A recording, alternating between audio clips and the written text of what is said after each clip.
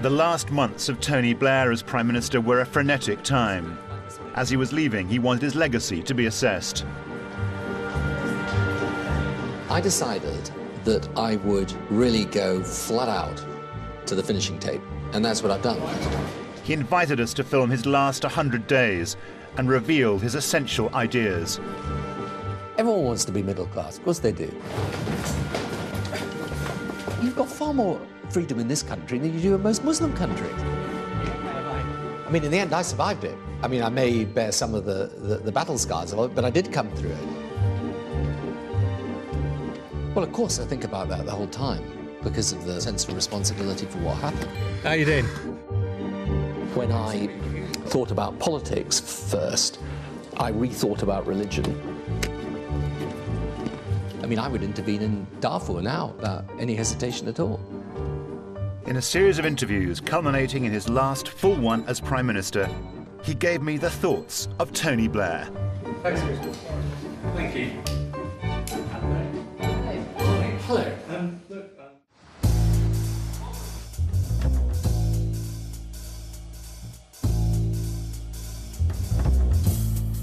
For 4 months, I've seen things never filmed before and got an insider's view of the strange world of Number 10. More visits and handshakes than government and policy. You got the better half now, have you? Yeah. Our first morning's filming. Tony Blair was juggling a reception at Number 10 for civil servants who'd been honoured for their innovation with a breakfast television interview. By now, everyone knew he was leaving office. One question remained: when? When, You know, Fiona, I was wondering, how is she going to get into that question? It's a good way, I thought. I know, I thought, can I pay tribute to your creativity? Which has been excellent, but I'm not going to say anything about that until the moment comes, if you don't mind. Importantly, though, we do need to know, Prime Minister, about the 15 servicemen seized by the Iranians. I'm Will Hutton. 12 years ago, my book, The State We're In, was said to have influenced New Labour. Now I wanted to understand how Blair's years in power had lived up to his initial promise. The worst thing is sort of making the switch into another subject, and then you kind of, you know, you've got to completely blank the other one out. You're still trying to think, was that the right answer to the... Tony Blair wanted me to see that he'd inherited Labour's traditions, but also that he'd created a new kind of politics that borrowed from both left and right. So who was this man who'd governed Britain for a decade?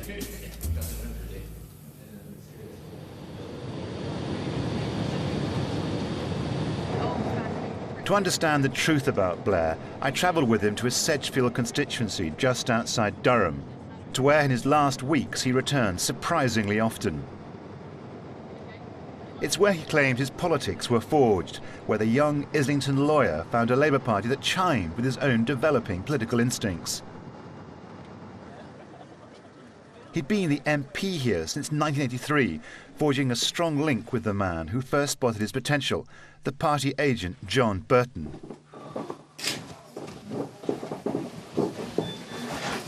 Well, you've got to sign on this stuff. Blair likes the Sedgefield Labour Party, and it likes him. Tomorrow, eh? Do you want to bring me my... Yeah. Is this thing going to move forward then? I just don't know whether it might be worth waiting. I've told him this until there's a single authority. Yeah, but when can you be sure that you get that though? Well, it's 2 years' time, isn't it? Is that the timetable? Is it really happening that quick, is it? Well, I thought it was, I don't know. Yeah. Hello, Eli. Yeah, come in. Well, it's getting a bit crowded in here. Yes. No. I'll disappear for a while. No, come in. Some more in. It's like King's Cross Station, isn't it?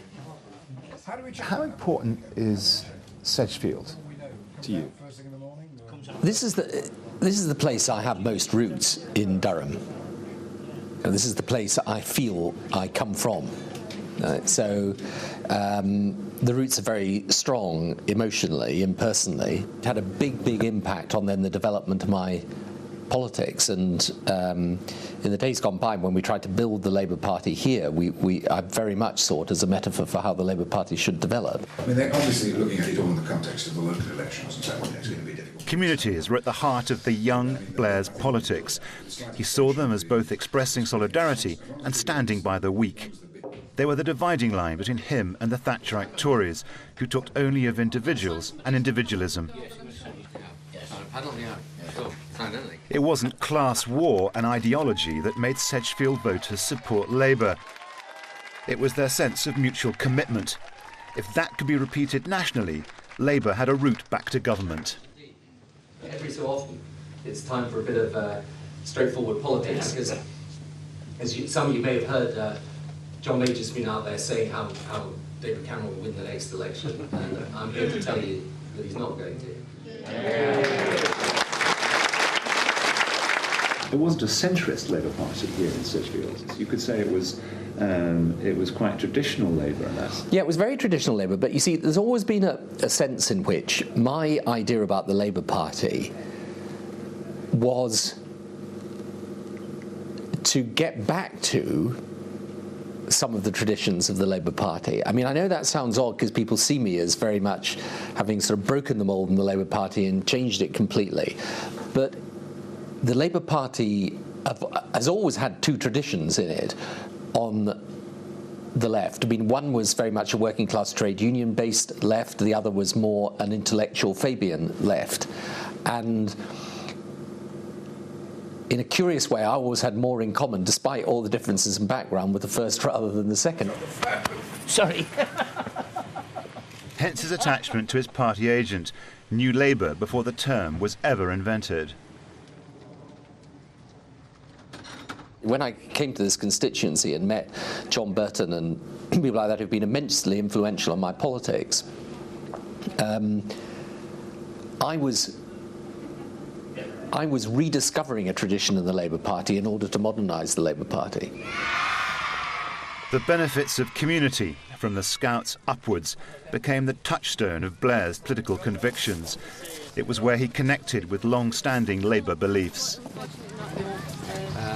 The most important thing about any society is that the people in it understand that it's more than just about me. It's more than just about me as an individual. And I think the Scouts give a very good grounding in those basic values. But these community values also opened up another prospect that animated the young Blair. They were a cloak that would allow him to mix up the most attractive ideas of left and right in a new political hybrid. New Labour was being born. Oh, absolutely. Got to do the healthy. Would you like solid? No, I'm fine. I'm just going to grab this and make a run for it. Thanks very much, guys. Back in London, Blair was keen to show us another side of his community agenda. So where is it we're going? We're going to do a little meeting for the antisocial behaviour coordinators, the people who in local areas put together all the package on antisocial behaviour and how we deal with it. And it's got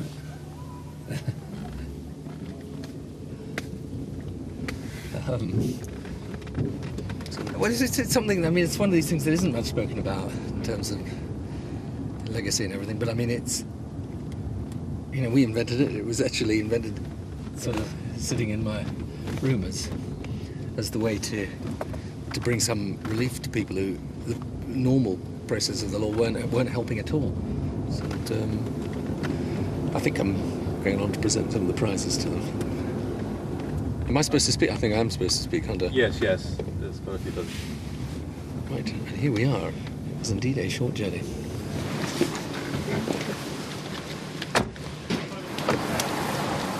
Antisocial behaviour was classic territory for the right. Blair aimed to make it work for Labour. Antisocial behaviour laws are in one way sheer populism, lauded by the right, but Blair thinks they're essential to his New Labour tradition.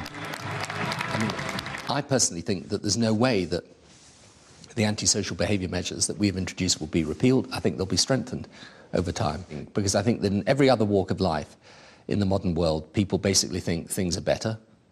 But the one area of life, which, if you like, if they could turn the clock back 50 years, they would, is in relation to this basic, what I've called the respect agenda.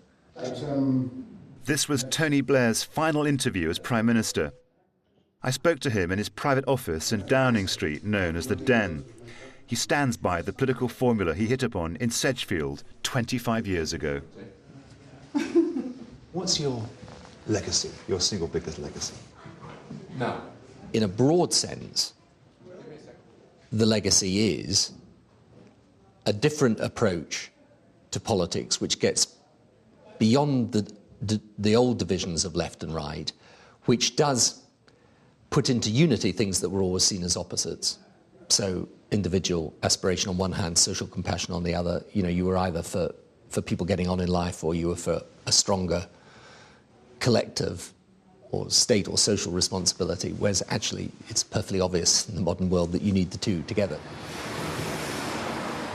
Blair's new philosophy was tested in the NHS. For the old guard, the essence of socialism. But Blair saw it differently. If the wider community didn't see any problem in what were previously Tory ideas, like doctors and hospitals competing to respond to patients, then neither did Blair. That's a good write-up. Actually, in the health service, it is the reforms around putting the patient at the centre of the system, choice, competition, incentives for the system to treat better and more. Those are the structural changes. Those were things that you were criticising the Tories for in 95, 96, 97, the internal market, the incentives, the wrecking of the ethos. Well, now here you are, talking about incentives and contestability and competition. Yeah, I mean, I think, again, that's a fair point. Although it's true that there are definitely elements of some of the changes in the 90s that we have brought back. On the other hand, in fact, it's done in a far more fundamental way, and also in a way that I think was far more equitable. The tariff for radiotherapy, of course, is quite... Blair himself has a minor heart condition, which emerged in the months after the Iraq War. He's become very careful about his fitness. Science fiction, isn't it? Do you insist on being in the gym every day? I don't get in the gym every day, but I'll do it maybe 3-4 times a week. And I set aside the time for it. And I also find that for me, the physical exercise is a tremendous stress reliever as well. But I don't think you can do this job any longer without being quite physically fit. Did you blame that heart condition on the stress, or was it just in the Blair DNA? I think it was more like in the Blair DNA, actually.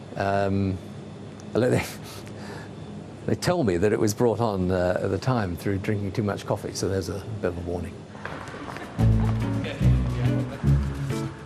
Fitness has become a political necessity. Blair has embraced a new style of leadership. He's the politician of the permanent campaign, saying each day's news agenda is as important in government as it is in fighting an election.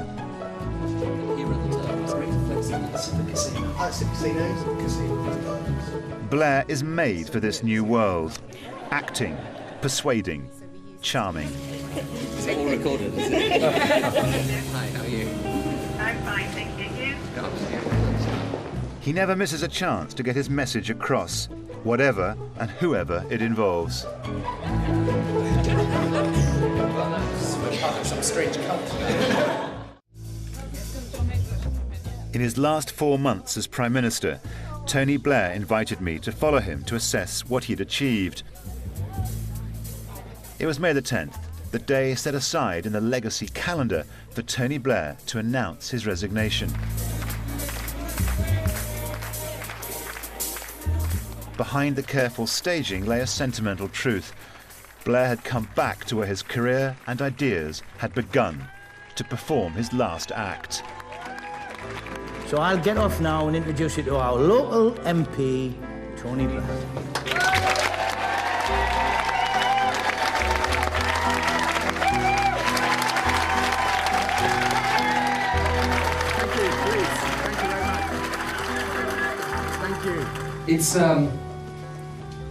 It's difficult in a way to know how to make this speech. There's obviously judgments to be made on my premiership, and in the end that is for you, the people, to make. Judgment Day. I may have been wrong. Once you realise it's there, religion is never far from the surface with Blair. He has never opened up on television about his Christianity before, but now is the time to acknowledge its impact on him, and above all, on his politics. To what extent do you see yourself linking up some of your kind of core beliefs about religion with your politics? If you have religious conviction, and obviously I do, it's really a bit daft to say it has no influence on your politics, since it's obviously the foundation of your belief system. So for me, it was probably more that at the time when I thought about politics first, I rethought about religion, you know, when I was a student. And so those things came together, and a particular view of society, which came to me for the first time through politics, because before the age of about 20 I wasn't really interested in politics, came at the same time as I then became a confirmed Christian and was into rethinking my religious beliefs. So, I mean, you know, of course these things have an influence, but I don't know. It's probably better for others to analyse what the true impact has been. The very next day, Blair was back on international duty, the first European leader to visit the new French president-to-be. Blair has always felt more at home with the European right than with the European left. His affinity with Nicolas Sarkozy was but another in a long list.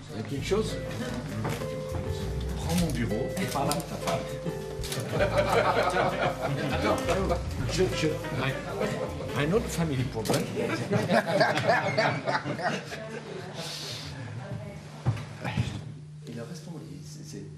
Le restaurant est à 5 minutes. 5 minutes. Merci beaucoup. Non, c'est moi qui vous remercie. Tu veux laver les mains? And people say that you seem more comfortable with the Angela Merkels, the Sarkozys, the Berlusconis in Europe, and not the Schröders, the Prodis, the Zapateros, you know, the left in Europe. You know, I think, quite honestly, on foreign policy, you know, there's probably more of a tie-up with or put it like this, some of the left have been heavily critical of the American alliance, and that makes it more difficult. If I'm absolutely blunt about it, though, I just think the left-right divide is not quite what it was. I mean, it's not as fundamental as it was. One of the things I've noticed in Europe now is that this issue of open versus closed is becoming an increasing political divide around the world. And by that I mean, are you open to international engagement rather than isolationism? Are you in favour of the benefits of migration rather than, you know, nativism, if you like? Are you in favour of globalisation and opening up to the global economy, or protectionism? And I think what is interesting is that I've noticed increasingly that crosses left-right lines. See, I mean, the interesting thing is, for example, on those three issues, George Bush would be on the open side of the argument. This is a window into Blair's world view.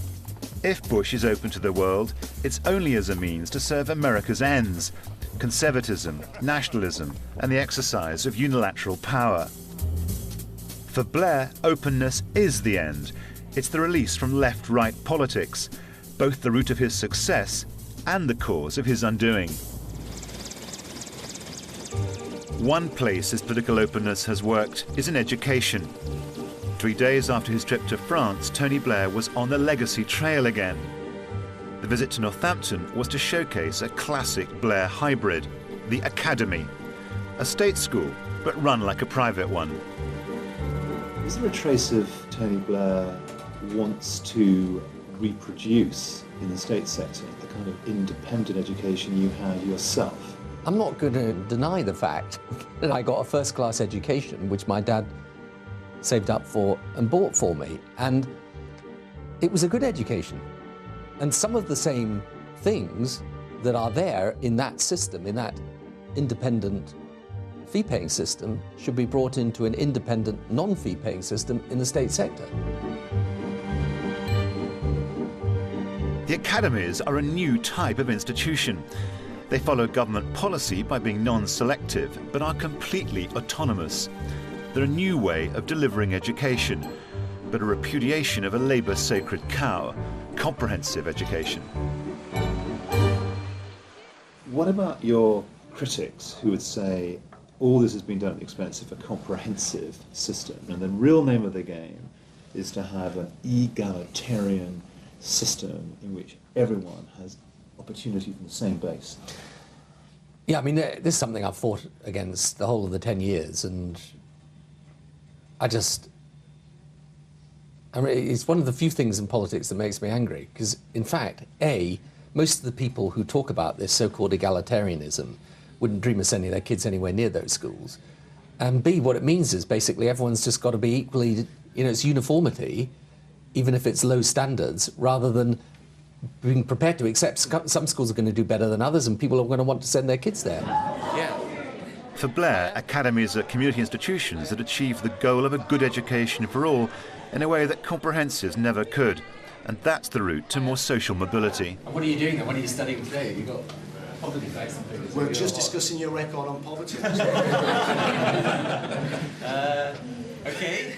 Labour's record on poverty is mixed.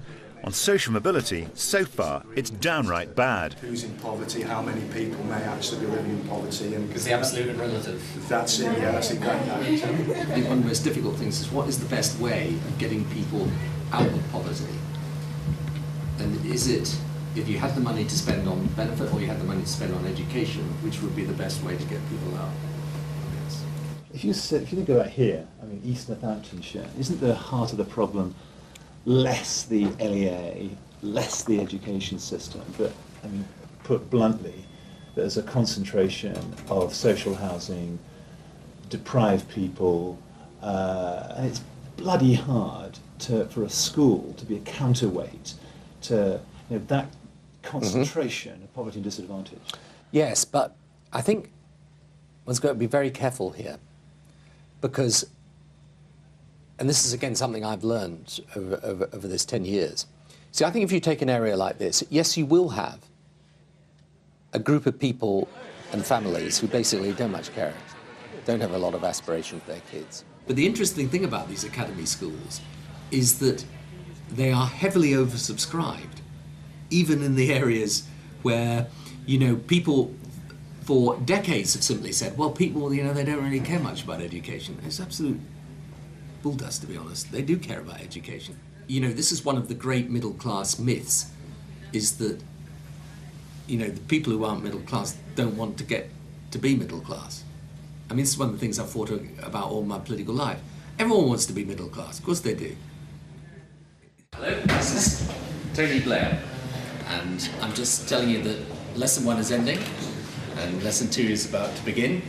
And I'd like to thank you very much for making this a wonderful visit to Northampton Academy, and wish you all the very best for the future.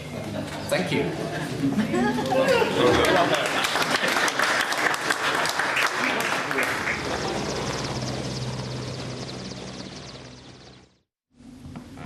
And I like it. I mean, actually, I like it. That one's good. Yeah, that one's fun. With 1 month left, Tony Blair filmed a personal memoir of Downing Street with the historian Simon Sharma. The aim was to preserve his legacy on the Number 10 website.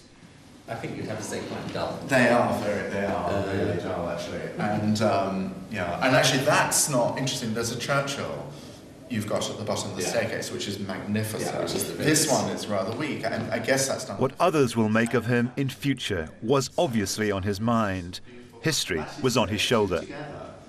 Actually, one of the things I mean to do before I leave is, in fact, to go and take a look around Downing Street. Yeah, I know it sounds completely ridiculous, but actually, when you said to me, where Ramsay MacDonald is the one in profile, do you know, I've passed, how many times have I been up and down this staircase? Well, why would you? Why would you? Thousands. Actually, but yeah. And I've never noticed it. No. It's just beautiful. It's a beautiful photograph, and that's actually, because he's such a sort of tragic figure in the end. This is another Ramsay MacDonald innovation. The Prime Minister's book cabinet. Have you opened it and gone to it and pulled something out? You know, come in, snuck in from your study? As a matter of fact, I haven't, no. This is fantastic. I think it's an accident of the alphabet. We've got Chamberlain and Churchill next to each other. I mean, I think one of the fascinating things about Chamberlain was that he was somebody who actually desperately tried to do the right thing by the country. All the way through these speeches, actually, some of which I know, you can see how he is, in a sense, wrestling with the fact that however evil Hitler is, nonetheless, the thought of war is just so horrific. Over the last 10 years, Tony Blair has become one of the best-known actors on the international stage. What was already being called the Legacy Tour would have to include the world. So when you look back at accomplishments through the eyes of solving injustices, what would you say? I think actually one of the things that really motivated me to come into politics was the whole issues to do with aid and development. I mean, although I then spent a long time out of that field, the thing that in the 1970s, when I first became interested in politics, it was a lot to do with, you know, global poverty as much as issues to do with change in my own country. I think if I was to look back and say what will really have made a life and death difference, it would have been a lot of the stuff we've done in Africa. Tony Blair had come to the village of Mahera in Sierra Leone. 7 years ago, Blair sent British troops into the country when it was being terrorised by a gangster militia. Peace followed, and the troops have now trained a new Sierra Leonean army. For all these countries, they have gone through such a terrible period. The ugly but indisputable irony of their situation is that they are often mineral and resource rich, but all that has done is make them a source of exploitation, you know, gangster type of politics, corruption. And we should, the whole of the Western world should be geared up to stopping this. Very strong. You see, when you see that, I assure you, you will not pass through. Blair's actions in Sierra Leone have had a continuing impact. It became the model of the case for intervening in other countries' affairs and the good results that can follow. Right, you guys want to come and... Is the President, is she here? Yes, she's got next door. Is she going to come in? If you go into the next room, that's where President of the Service is going to catch up. Wash your hands there. No, I'm fine, thanks. What are you going to smooth myself out, right? Yes. You can say oh, not much better, it's going to have to do. Some things I can't change. It's important we recognise, however tough and difficult it is, however ferocious the challenges are, in this part of Africa or anywhere in Africa, it is better to intervene and make a difference and try to make a difference than stay out and then cope with the consequences at a later time.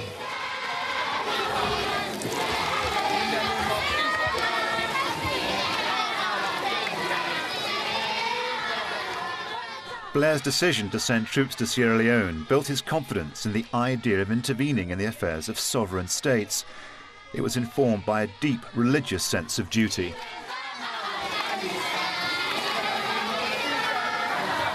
At the 1995 Blair Body Conference speech, you famously said, I am my brother's keeper. I will not pass by the other side.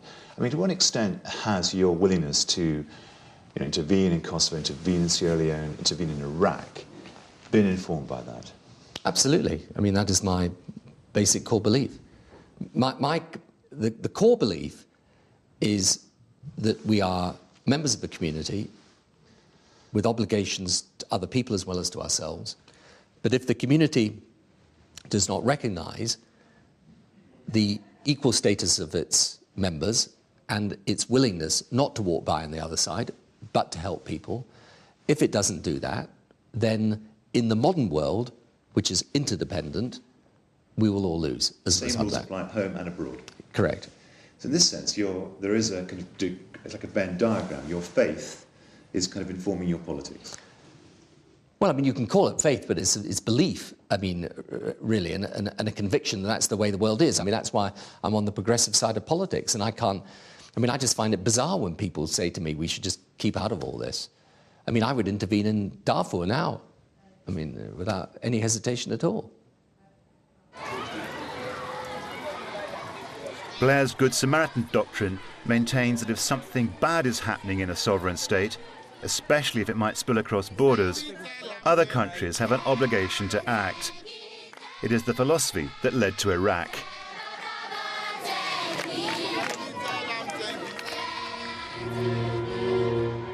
No goodbye to the world will be complete without the big one, Baghdad. Iraq is this century's killing fields.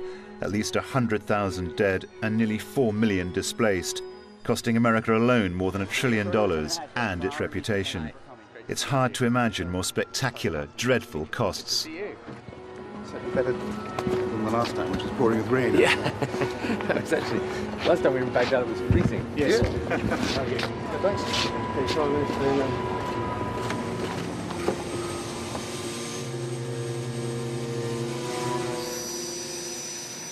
As you stand looking at yourself in the mirror, you must think, you know, if I could live my life again, I would do bits of this different.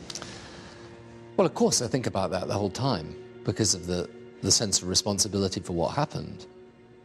I mean, Kosovo, of course, we didn't do with the UN resolution either. Think of it in this way. Think if we hadn't intervened and Saddam was still there. I mean, would the Middle East be a more stable place? Answer, no. I mean, people treat this now. I mean, history kind of rewritten as if there was some benign situation there, and really, why did we come in and stir up this hornet's nest? There was a reason why there was a focus on Iraq and Saddam and what he was doing. It's now going to be Yorkshire Regiment. All right. Hi, how are you doing? Nice to see you. Hello there. Hi, nice to see you. So the Iraqis who were mentored by the Americans actually go in and we'll sort of stay outside and provide the protection for them. How are the Iraqi forces themselves coming on? They are developing. They are developing quite well, actually. We don't really have much to do with them or see them. Because I find a lot of people that are foreigners are just like teenage kids. Yeah. You be paid off by the locals and given out with a gun, and that's what I feel. It's hard to distinguish. It's often not very sophisticated people, but they still got weapons they can get. Iraqi democracy is insecure, and Iran is a looming danger. Even in its own terms, the invasion was a first-order disaster, starting from the very day the war was won. You must have had moments there when, you know, the post-war period, an immediate 6 months afterwards, I mean, grave mistakes were made that actually created the space for all of that. Yeah, but just be and really... You're on record, I mean, you're on record as kind of making these points to George. Yeah, George Bush on record as saying, I understand you, Tony, I hear you. And then Rumsfeld and Cheney, you know, not doing what you two wanted. I know, but you see, the other thing about this is it's wonderfully comforting for people to say, oh, well, if these neocons hadn't done this and this, these people wouldn't be doing what they're doing. But that is to misunderstand the nature of what we're engaged in. You know, the mistake actually is not the mistake people think. The mistake is not understanding, post-September the 11th, that this was not the eruption of a single act of terrorism. It was a very deep-rooted, pervasive terrorist movement that was at a particular stage of development and was going to carry on developing. And this is what has happened. It's a weak defense. Islamist terror is an ongoing threat, but there was none in Iraq until after Britain and America had invaded. Blair knows Iraq brought his premiership to a premature end. His frustration and anger were beginning to show.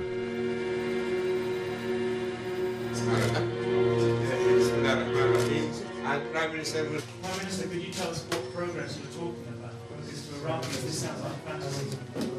Well, you say that. Is he? Could you tell us what Well, progress? why don't you actually listen to what the person who's the president of Iraq says about Iraq?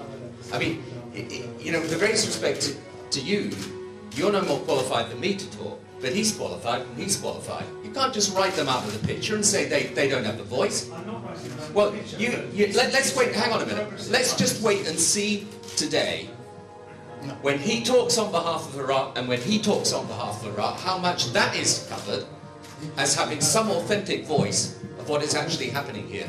Because these guys are facing this danger every single day, all the time. But they're not giving in the face of it. They're standing up to it. And we should be standing up to it.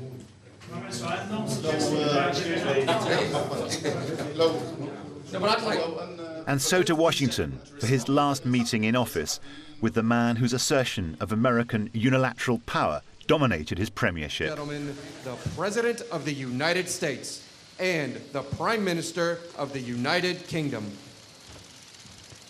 Thank you. There's a lot of blowhards in the political process. Tony Blair is somebody who actually follows through with his convictions.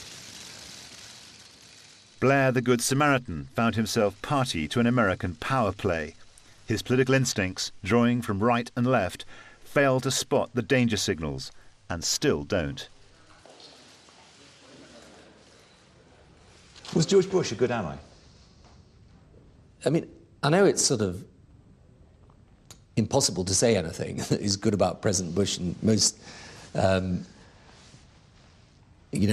Western media circles, but I see the other side of there being a very strong president, which is that countries realize that when you're trying to make them do things that are better, that they're dealing with an American president who's prepared to act. Thank you all. Blair lost his bearings over Bush. Thatcher on the right and Wilson on the left had both said no to America when it was wrong. Blair, the political hybrid, could not.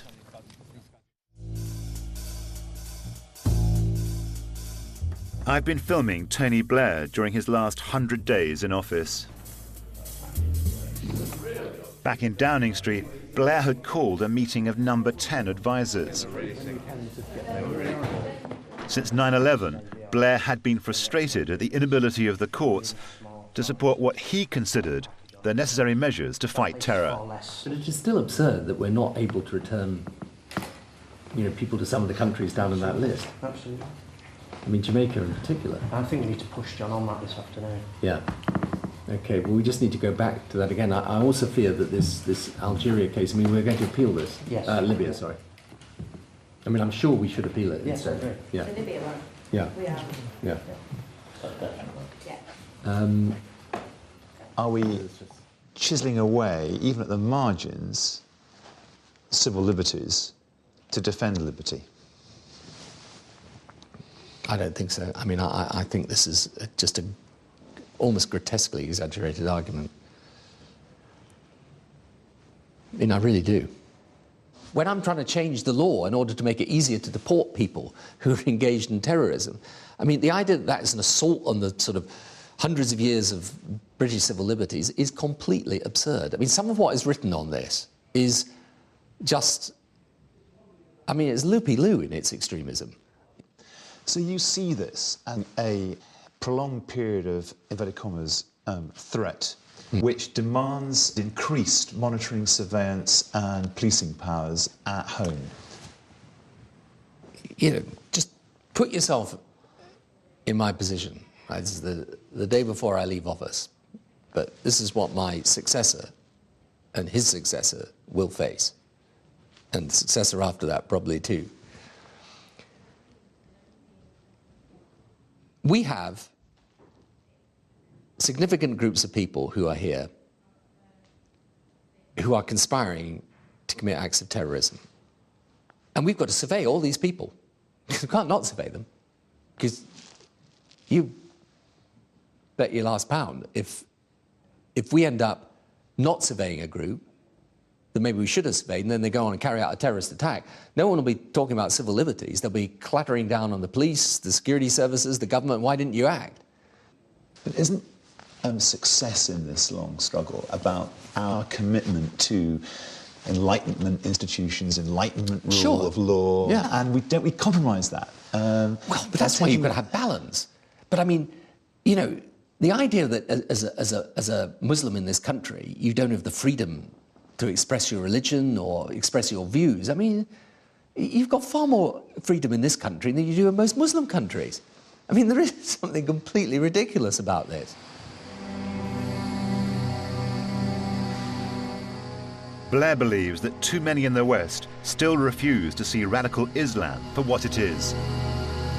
You see, the reason we are finding it hard to win this battle is that we're not fighting it properly. We're not actually standing up to these people and saying, it's not just your methods that are wrong, your ideas are absurd. You know, nobody is oppressing you. Your sense of grievance isn't justified. You know, what do you mean that as a result of kicking out the Taliban, who used to execute teachers for teaching girls in school, and putting in a democratic process in Afghanistan, just to take that, we're oppressing the Muslims of Afghanistan? How are we oppressing them? You're oppressing them when you support the people trying to blow them up. Morning, Lord Kinnock. All right. This afternoon. The Labour Special Conference, at which Blair was finally to hand over leadership of the party to Gordon Brown. For 10 years, there'd been shouting matches, slamming doors and plots to do each other down. Today, all was sweetness and light, the smoothest power transition ever. It gives me great pleasure to introduce my friend for over 20 years, the new leader of the Labour Party, Gordon Brown. Blair thinks that Brown has finally moved in his direction and become a fully paid-up Blairite. There have been these tussles between you and Gordon Brown. I'm not wrong to say that there were these not the big ideological spats, but there were substantive differences in emphasis. Well, there were times when that is true, but on the other hand, I think in this last period, actually many of those have been resolved, and we do have now a consensus. Those basic principles of public service reform, I think, are here to stay, and I don't think, in fact, I'm sure that Gordon won't change them. Indeed, he'll continue them. Brown is certainly New Labour, but he's seen the dangers of too much political mix and match. His government may be of all the talents, but it'll be more anchored on the left.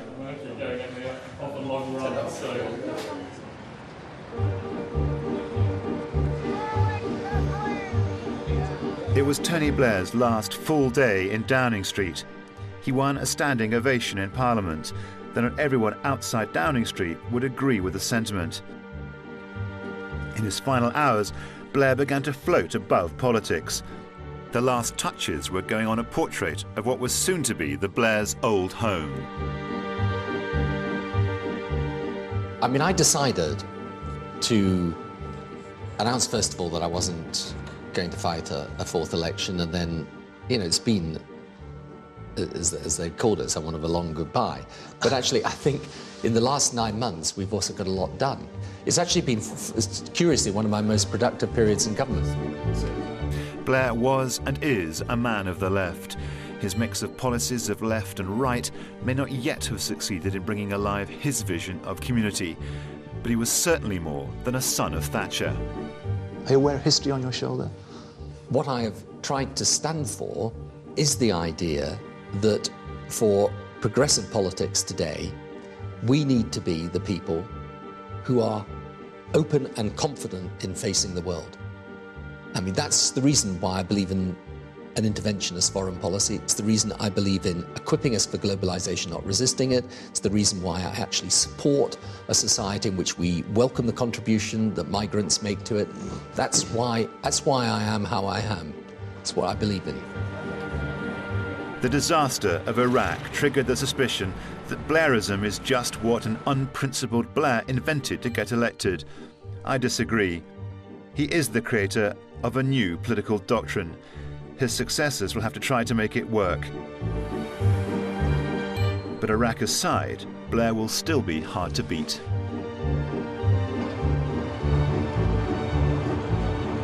Has it sunk in yet? Yeah, no, I've never had a problem with it sinking in. I mean, I've prepared for this for a long time, so there's no problem at all. I know everyone thinks I should be sort of, you know, in a state of denial about it, but I'm not. I'm absolutely fine. Well, I've not had a great deal of time to reflect on the sort of emotion or sentiment of leaving. I've just been working. I mean, I really have been working hard. I mean, I think you've seen that over the last few months. I mean, the one thing you couldn't say is that it was, you know, that we sort of ran out of steam or energy. And that's the best way to do it. And then you go out, and that's it. Don't look back, look forward.